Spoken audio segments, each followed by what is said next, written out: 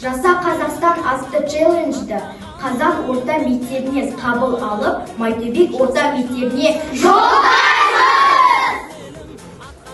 Ақжайық, Алтай арасы, Қазақстан шалқар даласы, республикама қарашы. Жерінің дәні маржандай, қырына асқар таулардай, республикама қарашы. Мен оның күнін сүйем, түнін сүйем, ағынды өзен асқар тау гүлін сүйем. Мен оның қасиетті тілін сүйем, мен оның құдіретті үнін сүйем. Бар жәндігін сүйемін қыбырлаған, бәрі маған отан деп сыбырлаған.